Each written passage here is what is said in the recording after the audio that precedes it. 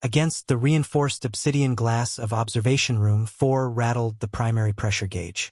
Spiderweb fractures crawled across the dial. Deep inside the chamber sat the human girl, balancing a silver spoon on the tip of her nose. The sensors said she was dying. Her face said she was bored.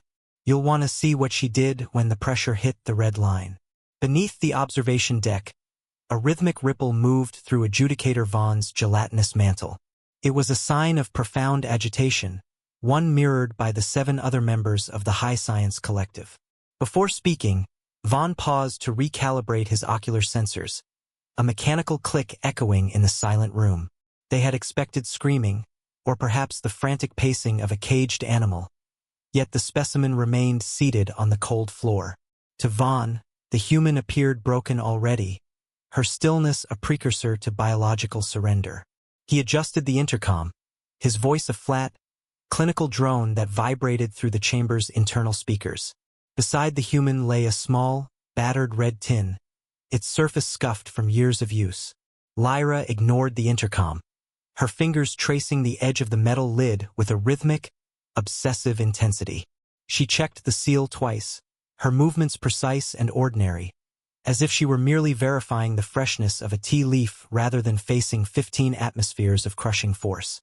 This was the locked condition of Protocol 8, designed to simulate the weight of a deep-sea trench. To the observers, her focus on the tin was a pathetic display of nesting, a primitive mind clinging to a familiar object before the end. 8 atmospheres of recycled nitrogen filled the room with a low, bone-deep hum. It was a sound that should have made her teeth ache and her lungs feel like they were being wrapped in cooling iron.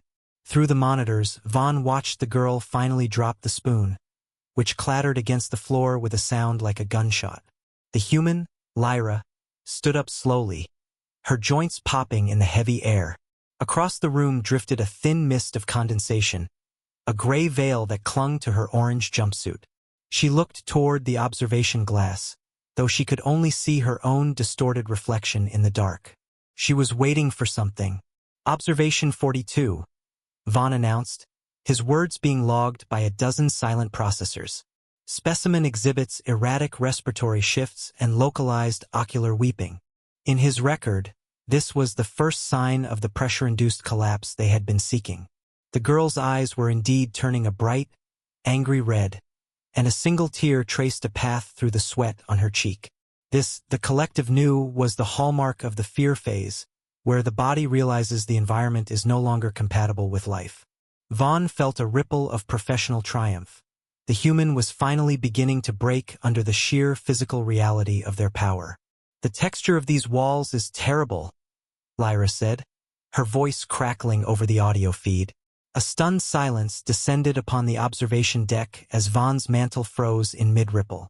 Her tone was not one of panic, but of the casual, biting criticism one might offer a waiter in a failing tavern. From the shadows of her jumpsuit, she finally opened the small red tin, her movements steady despite the visible tremors in her hands. She didn't look at the gauges, which were now vibrating in the red zone, threatening to shatter the very housing of the chamber. To her, the existential threat of the atmosphere seemed secondary to a more pressing internal concern. Between her thumb and forefinger, Lyra held a pinch of fine, rust-colored dust, which meant, in Vaughn's estimation, that she was attempting some form of primitive religious ritual to stave off the inevitable. He watched her sprinkle the powder onto the gray, unflavored nutrient paste provided for her final meal. The adjudicator leaned closer to the monitor, his sensors struggling to process why a dying organism would prioritize the seasoning of a meal over the acquisition of oxygen. It was a sensory madness he could not quantify, a blind spot in his understanding of how a nervous system should prioritize pain. Across the deck, the other observers began to murmur, their voices a discordant symphony of clicks and hums. The stakes had shifted from a routine biological assessment to a battle of wills that Vaughn was suddenly terrified he might lose. If this girl survived the next hour without a total psychological rupture, his tenure as lead adjudicator would be over before the next lunar cycle. He watched as she took a large, deliberate bite of the paste, her face flushing a deep, violent crimson.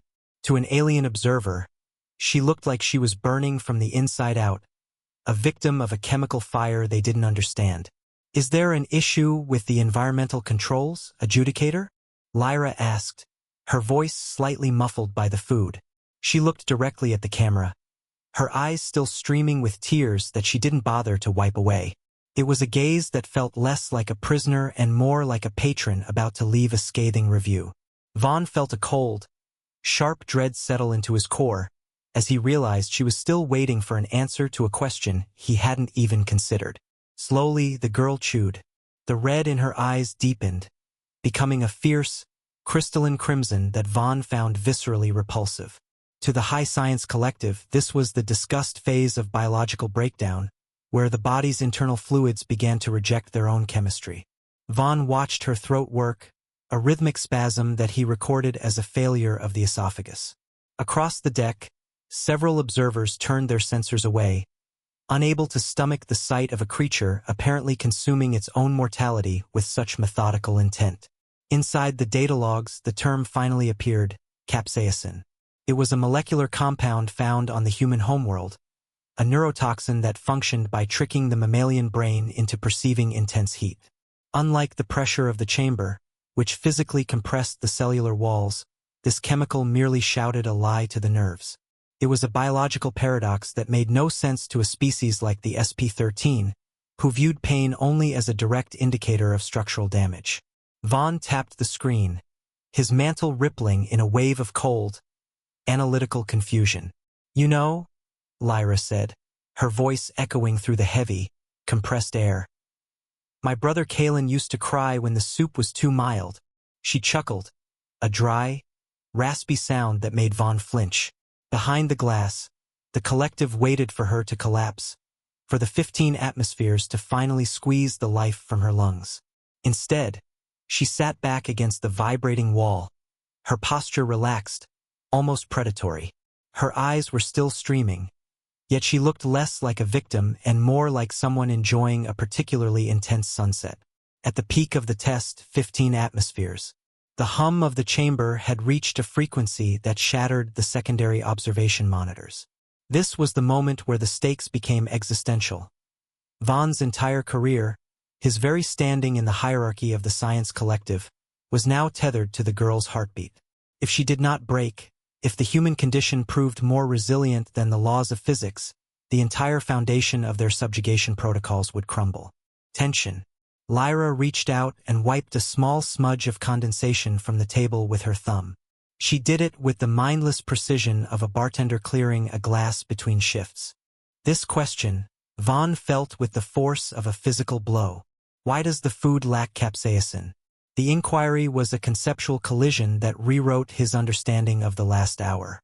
She hadn't been weeping from the pressure or the fear. She had been suffering from the boredom of a flavorless meal. The neurotoxin, they feared, was her preference, a chosen agony that she carried in a battered red tin. The realization was a cold, sharp blade through Vaughn's intellect. They weren't the ones in control of the pain. Lyra tapped the red dust into the gray paste, humming a nursery rhyme. The fine powder drifted through the heavy atmosphere like rust-colored snow, settling onto the nutrient mush. She took another bite, a wide, defiant grin splitting her face even as her skin turned a mottled, feverish red. For the high science collective, the spectacle was no longer an experiment, but a revelation of a species that sought out the very sensations the rest of the galaxy fled from. This was the final realization that their most potent weapons, atmosphere, cold, heat, pressure, were merely environmental suggestions to a creature that voluntarily ate fire. Vaughn watched as his career dissolved into the data streams, replaced by a deep, hollow dread. Before the feed cut, he paused to recalibrate his ocular sensors one last time. Shadows grew long in the observation room as the pressure began its slow, automated vent. On the floor of the empty chamber sat the small red tin, its lid now open and abandoned. The discarded spoon rested beside it, silver and cold against the dark floor. Outside, the primary pressure gauge finally settled at 0, its glass face a web of cracks. Beyond the reinforced walls, the red dust remained on the table, a fine, silent powder. The girl was gone.